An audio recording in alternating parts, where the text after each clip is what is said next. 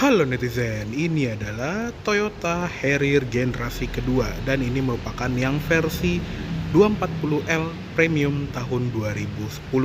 Nah, mobil ini lagi dijual nih di TBM Auto, yaitu showroomnya CVT Indonesia ya, di 205 juta rupiah nego. Untuk kontak personnya nanti bisa lihat di description di bagian bawah aja. Oke, sekarang kita lihat ke interiornya dulu ya. Untuk kunci dia seperti ini, jadi kunci colok, ada logo Toyota di belakang dan ini khas banget mobil-mobil Toyota yang CBU ya, kuncinya dia ada tombol lock, unlock, dan ada buat buka bagasinya. Oke, kita masuk aja. Untuk di bagian interior ini juga masih super kinyis. Jadi di bagian interiornya dia warnanya tuh gelap ya di bagian bawah, joknya warna hitam, dashboard warna hitam dengan aksen silver di tengahnya, dan ada beberapa wood panel di pintu dan di center console. Untuk joknya sendiri juga udah bahannya kulit ya, dan khas mobil mewah banget nih. Dia ada motif-motif kerutannya seperti ini dan dia juga perforated di bagian tengahnya. Untuk pengaturan jok juga lengkap sekali. Untuk di sisi pengemudi dia sudah elektrik, bisa maju mundur, naik turun. Terus di bagian sini juga ada buat kerebahinnya dan ada lumbar support dua arah. Ada seal plate dengan tulisan Harrier juga di bagian sini. Dan khasnya Harrier juga kalau kita masukin kunci, dia ada easy entry and exit ya. Jadi setirnya itu akan kembali ke posisi mengemudi kita pas kita colokin kuncinya, dan kalau kita cabut kuncinya, setirnya itu akan ngeretract ke dalam dashboard supaya kita bisa keluar mobil dengan lebih mudah. Oke, kita putar kuncinya dan kita nyalain si mesinnya Harrier ini. Masih halus juga ya. Oke, sekarang kita tutup dulu. Oke, sekarang kita sudah berada di interiornya Toyota Harrier yang versi L Premium. Dan sekarang kita bahas ke setirnya dulu ya, seperti biasa. Untuk setirnya juga khas Harrier ya, jadi dia lapisannya tuh dua ya. Ada lapisan kulit di bagian kiri dan kanan, tapi di bagian atas, di bagian bawah kiri dan bawah kanan dia menggunakan panel kayu. Dan pengaturannya juga khas Harrier, dia sudah elektrik, baik tilt ataupun teleskopiknya. Di bagian sini juga ada tombol untuk pengaturan odometer atau trip meter, dan ada buat brightness panel instrumen. Di sebelah kiri ada tombol untuk audio steering switch, volume, ganti track, dan ganti mode. Di tengah ada klakson dan airbag. Terus di belakang setir ada switch lampu, dia sudah otomatis juga, lampu senja dan lampu utama lengkap, dan ada fog lamp depan. Yang sebelah kiri untuk wiper, dia ada intermittent timernya juga, dan pengaturan wiper belakang 2 speed. Dan di bagian instrument cluster juga udah keren ya, Optitron, latarnya putih, jarumnya juga warna putih, jadi kesannya tuh mewah sekali di zamannya, bahkan sampai sekarang kelihatannya tuh masih tetap mewah ya. Di sebelah kiri ada tachometer, di tengah ada speedometer yang khas mobil JDM, dia 180 km/jam, dan di bagian bawahnya ada display odometernya udah 120.000 km. Terus ada trip A sama trip B, MID-nya ada di tengah dashboard, nanti akan tunjukkan. Dan di sebelah kanan ada gear indicator, terus ada fuel gauge dan temperature gauge. Di sebelah kanan, di bagian sini ada ventilasi AC, dia bisa dibuka tutup juga, dan di bawahnya itu ada cup holder depan AC. Jadi kalau kita naruh botol minum tuh bisa lebih dingin. Di bagian sini ada tweeter, dan untuk speakernya dia kayak three way gitu ya. Jadi di sini ada tweeter, di pojokan dashboard sana ada tweeter lagi, dan di bagian pintu ada speakernya. Jadi speakernya itu udah three way, dan kerennya juga walaupun di sini kelihatannya nggak branded ya, dia itu udah ditune oleh JBL. Jadi kualitas audionya walaupun bukan yang bermerek, tapi ini tetap jos banget. Dan di bagian sini juga ada khas mobil-mobil Toyota yang importir umum ya, ada indikator corner sensor yang ada panduan suaranya walaupun bahasa Jepang ya. Di bagian bawahnya ada pengaturan spion yang bisa dilipat secara elektrik juga. Terus di bagian bawahnya lagi ada tombol untuk membuka power back door, ada tombol untuk mematikan AFS ya, atau adaptive front lighting system. Di bagian sini juga ada tombol untuk membuka tangki. Untuk pedal masih model gantung semua, dan di sebelah kiri juga ada footrest plus parking brake yang masih model injek seperti itu ya. Di bagian door trim, di sini tuh banyak banget panel soft touch-nya, di atas soft touch, di sini apalagi nih empuk banget. Di armrest pun juga ada aksen wood panel, dan di sekitar power window dia ada aksen silver, ada tombol window lock, central lock, door handle-nya chrome, dan power window-nya sudah all auto. Di bagian bawah ada door pocket yang bisa di extend seperti ini, ada lampu di bagian bawahnya juga.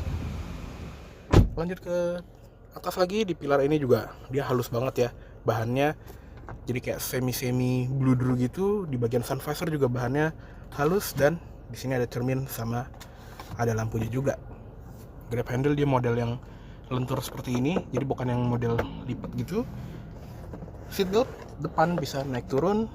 Di tengah spion manual dimming, ada tempat kacamata yang dilapis bahan bludru juga, jadinya nggak akan ngelecetin kacamata kita. Dan ada lampu baca sama ada satu lampu kabin tengah. Di bagian sini juga ada switch untuk membuka sunroof khas Harrier yang ini gede banget, dia panoramik sampai ke belakang, yang masih dipertahankan sampai generasi keempat sekarang ya. Cuma kalau di generasi keempat kan dia panoramic roof ya, bukan panoramic sunroof. Kalau ini masih bisa dibuka. Dan yang kerennya juga nih khas Harrier, dia ada kaca depan yang bisa ngetilt ke depan gitu, jadi kesana tuh mobilnya tuh kebuka banget gitu ya. Untuk nutup plafonnya juga ini bisa ditutup secara manual, atau kita bisa buka secara manual juga. Di bagian sini juga ada tombol untuk nge-tilt bagian depannya tadi ya. Sun visor kiri juga sama, ada cermin dan lampu di dalamnya. Grab handle, seatbelt dengan height adjuster, ada headrest yang bisa diatur naik turunnya juga. Dan di bagian tengah sini juga ada armrest buat jok depan. Untuk di bagian tengah khasnya Harrier juga, dia ada pilar warna silver seperti ini ya, dan dia juga ada center speaker yang letaknya tuh ada di tengah-tengah dashboard banget. Dan di bagian tengah sini juga ada beberapa display digital yang fungsinya untuk tampilan AC. Di bagian atas ada buat jam digital, terus ada temperatur dari luar, dan ada informasi berkendara atau MID-nya ya. Diaturnya dari tombol info di sini. Ada kecepatan rata-rata, konsumsi BBM rata-rata, konsumsi BBM instan, jarak tempuh, sisa jarak tempuh, dan ada waktu berkendaranya. Jadi walaupun bahasa Jepang, tapi ya kalau kita lihat apa yang diukur harusnya bisa dimengerti lah ya. Di bagian sini juga ada tombol pengaturan jam, tombol brightness, jadi bisa diredupin atau diterangin sesuai nyamannya mata kita. Di bagian bawahnya juga ada pengaturan AC yang sudah dual zone, jadi kanan kiri bisa dibedain temperaturnya. Ini untuk temperatur penumpang, ini bisa sampai 32,5 derajat, dan ini heaternya masih berfungsi dengan sangat baik, jadi bisa dibedain banget suhunya. Kalau yang paling dingin dia 17,5, jadi range suhunya jauh banget ya. Di bagian sini ada tombol hazard, ada beberapa tombol buat aktivasi dual zone mode, ini untuk arah AC ke muka, ke kaki, ke kaca depan, fan speed di tengah, mode AC dan sirkulasi udara. Di bagian sini juga ada defogger depan belakang, mode auto climate, dan buat matiin AC-nya. Di bagian bawah head unitnya seperti ini ya, dia masih in-dash seperti ini, tapi dia bukan yang model Toyota G-Book ya, jadi bukan layar touchscreen, tapi dia radio biasa yang ada input CD dan ada mini displayernya juga. Di bagian bawah juga khasnya mobil CBU Jepang ya, dia frekuensinya cuma dari 76 sampai 90 FM, jadi mungkin buat beberapa stasiun radio yang ada di Indonesia ada yang nggak masuk ya, bahkan banyak yang nggak bisa dijangkau oleh frekuensi radionya Harrier ini. Kayak di Alphard itu juga seperti ini kalau yang dari importir umum. Di bagian sini juga ada knob volume, knob buat tuning channel radio, ada 6 buah preset button. Di sebelah kiri juga ada tombol stick track, tombol mute, dan di bagian bawah juga ada tombol buat disc, mini disc, FM dan AM. Di bagian bawah ada tuas transmisinya, dia masih gated seperti ini ya. Ada mode sportnya juga, dan kalau kita masukin ke mode sport dia juga ada Tiptronic ya, jadi bisa digeser secara manual, tarik ke belakang turun gigi, dorong ke depan naik gigi. Dia transmisinya otomatis 4 percepatan untuk yang mesin 2400 cc.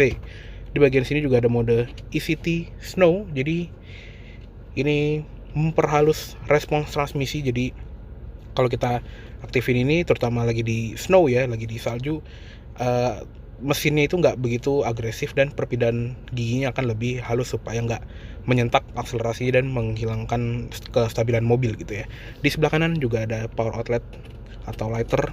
Di sebelah kirinya juga ada knob ini ya, jadi ini bisa ditekan dan bisa diputar. Ini adalah penghangat jok depan, bisa diatur, dan kalau misalnya udah diatur kita bisa tekan tombolnya biar settingannya itu nggak berubah. Jadi untuk kedua jok depan bisa dihangatin kalau kita lagi kedinginan. Di bagian bawah sini juga ada power outlet 12 volt. Jadi di depan udah ada 2 buah colokan power outlet. Di tengah ada 2 buah cup holder yang ini kelihatan mewah sekali. Dan ada center console khas Harrier yang ada tombol untuk membuka dan untuk tutup. Masih berfungsi dengan baik. Di bagian glove box dia juga bisa dikunci. Turunnya juga halus dan ada lapisan Bluetooth di dalamnya. Airbag juga ada di dashboard penumpang depan. Oke, cukup segitu aja untuk di bagian kabin depan dari si Toyota Harrier L Premium ini. Yuk sekarang kita lihat ke kabin belakang. Oke, sekarang kita lihat ke kabin belakangnya dari si Toyota Harrier tipe L Premium ini. Wah. Oke, di baris kedua ini merupakan tempat yang sangat nyaman dan dimana pembeli-pembeli Harrier itu akan berada ya, karena ini benar-benar nyaman dan khas mobil Jepang yang middle up gitu. Ini joknya empuk banget. Dan ini adalah posisi di belakang, posisi mengemudi gue ya, tinggi gue 170 cm dan masih ada 5 jari lebih untuk legroom. Dan ini juga bisa dimajuin kalau misalnya mau nambahin ruang di bagasi, ini bisa dimajuin sampai mentok. Atau kalau dimundurin, wah ini legroomnya berlimpah.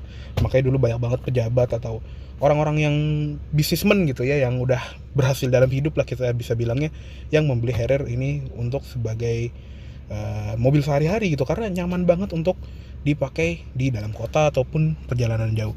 Di belakang jok depan juga ada seat back pocket buat naruh barang, ada ventilasi AC di belakang sini walaupun dia masih ngikut depan dan bisa dibuka tutup juga. Di bagian atas dengan sunroof seperti ini rasanya juga lega sekali ya. Di belakang sini ada grab handle di belakang yang ada gantungan bajunya. Di sebelah kiri pun juga sama. Terus ada satu lampu kabin di tengah sini. Untuk headrest ini juga bisa diatur naik turunnya. Untuk yang tengah ini ada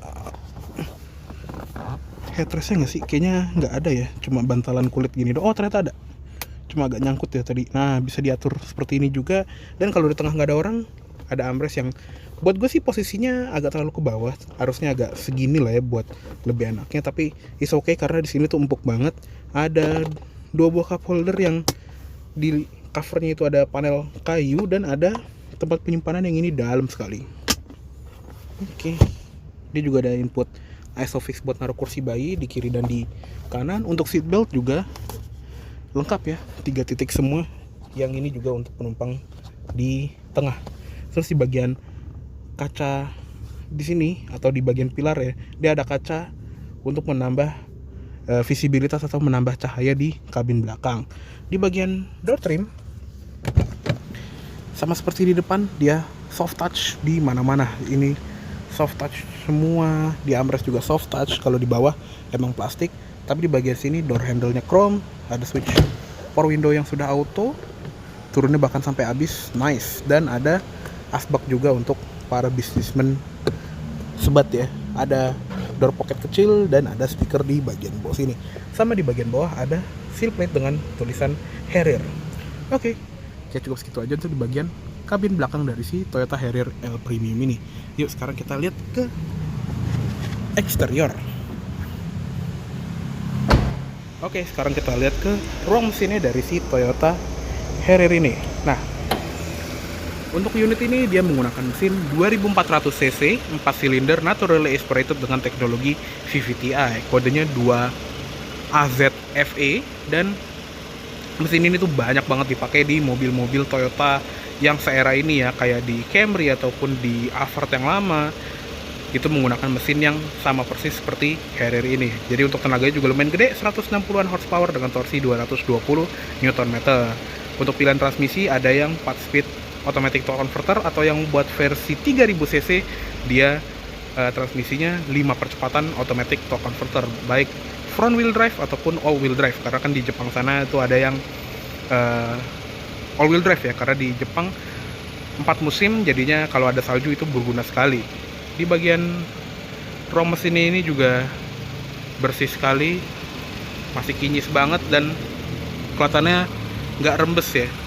Jadi untuk mobil 11 tahun ini masih prima sekali. Untuk di bagian kap juga ada insulatornya atau peredam, dan dia sudah ditopang oleh shock hidrolik. Bahkan di generasi keempat sekarang fitur ini nggak ada, sayang banget ya. Oke, yuk langsung kita tutup aja. Oke, untuk tampilan eksterior dari Toyota Harrier ini bener-bener timeless ya. Jadi mobil ini kan keluar di tahun 2004 ya, seinget gue. Pokoknya tua banget waktu itu, zaman gue masih SD mungkin. Dan sampai sekarang walaupun ini yang agak muda ya, tahun 2010, di tahun 2021 ini masih kelihatan mewah ya. Jadi nggak kelihatan usang ataupun outdated, masih kelihatan mewah, khas mobil pejabat di masanya.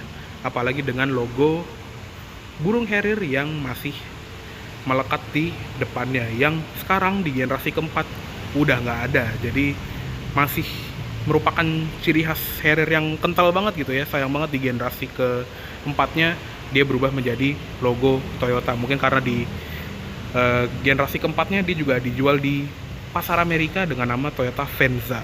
Dan di bagian grillnya juga ada bingkai chrome yang simple tapi kelihatan cukup mewah, dan grillnya itu dia vertikal seperti ini yang bahkan ditiru oleh banyak grill aftermarket buat mobil apa aja gitu ya.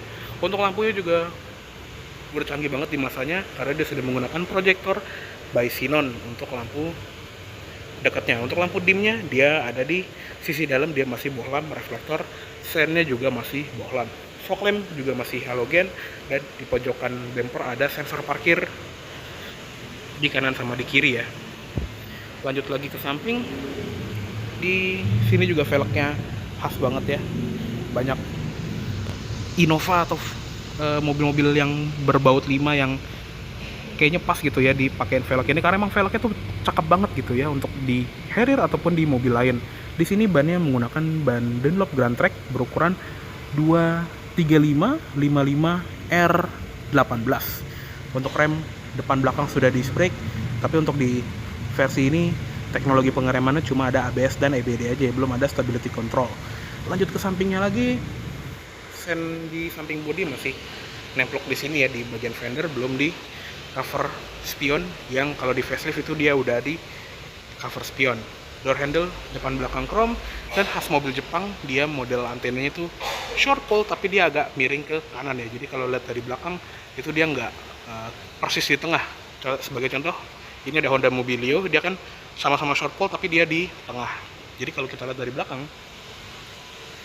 antenanya tuh asimetris seperti itu ya, miring tapi memberikan kesan kalau ini mobil tuh Jepang banget. Dan untuk di bagian belakang ini juga sama mewahnya seperti di bagian depannya, dia tuh bener-bener mewah, elegan di zamannya. Dan untuk lampu remnya ini juga cakep gitu ya, karena dia tuh mikanya tuh clear dan di smoke, jadinya bener-bener mewah, nggak kayak mika lampu biasa yang ada di jalan gitu. Di bagian sini sennya masih bohlam, ada lampu rem. Di bagian sini juga ada kayak lampu senja gitu atau mungkin rear fog lamp, dan lampu mundurnya dari sisi dalam. Untuk di bagian belakang emblemnya 240G dan ada emblem Harrier. Di tengah juga ada logo triple ellipse-nya Toyota. Di bagian wiper tertutup cover dengan rapi, ada defogger belakang, dan spoilernya ada high mount stop lamp LED. Di bagian bawah bumper ada sensor parkir 2 titik di pojokan, ada reflektor di pojokan juga, dan muffler cutternya cuma ada 1 di bagian situ aja. Dan dia juga ada fitur bagasi elektrik, tapi kalau kita bukanya dari tombol di sini, dia kayak Alphard ya, dia nggak berfungsi. Jadi kita harus buka dari remote atau tombol yang ada di bagian dashboard. Dan seperti ini bagasinya Toyota Harrier generasi kedua. Bener-bener lega, bahkan bisa muat beberapa tas golf ya, karena kan pemilik Harrier pasti bermain golf, jadinya ini tuh lega sekali buat belanja bulanan, buat barang-barang kantor gitu ya. Bener-bener praktis dan lega. Di bagian atas ini juga ada parcel shelf untuk nutupin barang bawaan kita supaya nggak diintip dari maling, dan ada tuas ini ya. Jadi kalau kita cetekin sebelah kiri dan sebelah kanan, dia akan ngelipat secara otomatis. Keren juga. Di sebelah sini ada tempat penyimpanan untuk toolkit dan dongkrak. Yang keren ya, ada penopang untuk seperti ini. Jadi kayak dikapasin gitu ya, kita bisa bongkar-bongkar ini, tapi tutup lantai bagasinya tuh bisa tetap di bawah. Jadi keren sekali.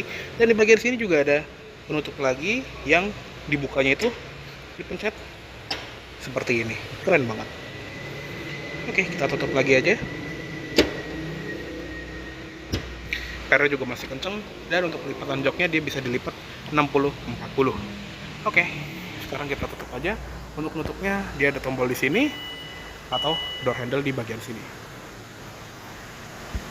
Masih berfungsi dengan sangat baik power back door-nya. Dan khasnya Harrier juga, dia ada spion fender ya, yang nempelnya itu ada di fender kiri supaya kita nggak ngegrepesin pelek depan kiri kita.